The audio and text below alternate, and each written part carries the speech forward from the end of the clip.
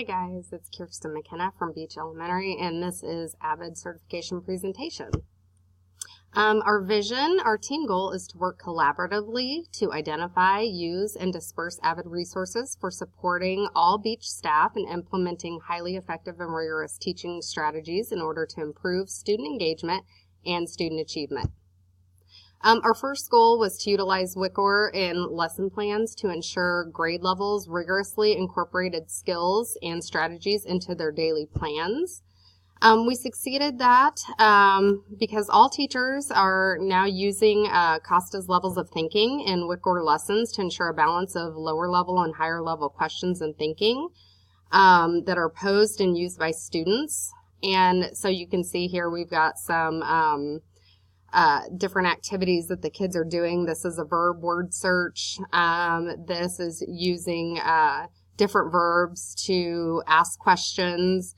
And then here we have a Socratic seminar or philosophical chairs where the kids are using that terminology to discuss. Also, we made sure and provided training to staff on how to incorporate the WICOR into daily lessons through PD.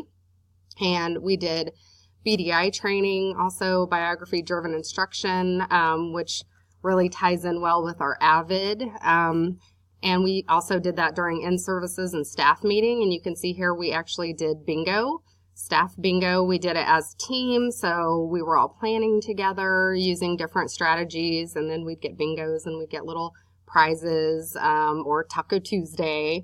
Also, we have this in our lounge as well, which is, how can I add rigor to my lesson plans? And it actually had the information of different strategies that teachers could grab just the pamphlet and try and incorporate that into their lesson plans. And also, of course, our biography-driven instruction training. All teachers will use WICOR for student participation, high response rates, and critical thinking around content. You can see here, they're using a Venn diagram.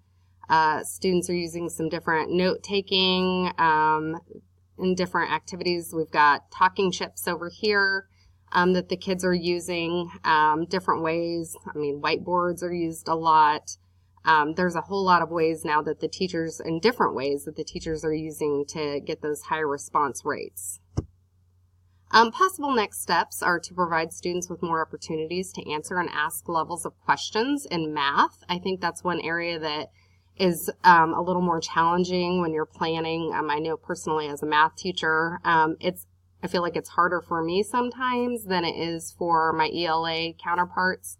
But we can find a way to ask more of those questions and create more real-world connections.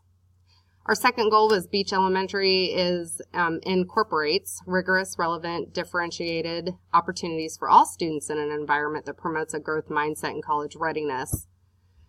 Impact. All teachers will use goal setting with all students, at least one literacy goal and one other goal. You can see here our students are writing out their goals in their OTs. We have goal pages in our agenda that students they do quarterly at this point, and then they reflect on those throughout that quarter and kind of see where they're at within their goal and how they've achieved it.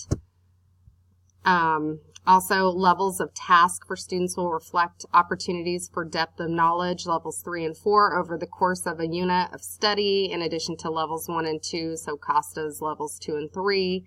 And you can see some different activities here where the students are reflecting on their different content, using different types of sorts, different types of writing activities, note-taking activities. So we've really incorporated the different levels into all areas of our core instruction, as well as our biography-driven instruction. This is probably one of my favorites because it ties so well with AVID that we've been having Shabina and different people come in from K-State training us during PDs, and we've really been implementing those strategies on how we can really get to the core of our students and what drives them and what tools work best for them. We've got our magic books, which are fun, linking language, all of those different things that really tie in well with AVID. So we've had a lot of training this year on how to incorporate that and the WICOR strategies into our everyday lessons. Possible next steps in goal setting is to work on increasing students' ability to actually write measurable goals from inside and outside of school. That's a really tough thing for them. They want to write, I'll do better math, but how can we actually get them to write more measurable goals? Also to create more opportunities for student reflection upon their goals and make it more of a living document where the kids are independently and constantly reflecting and improving upon their goals.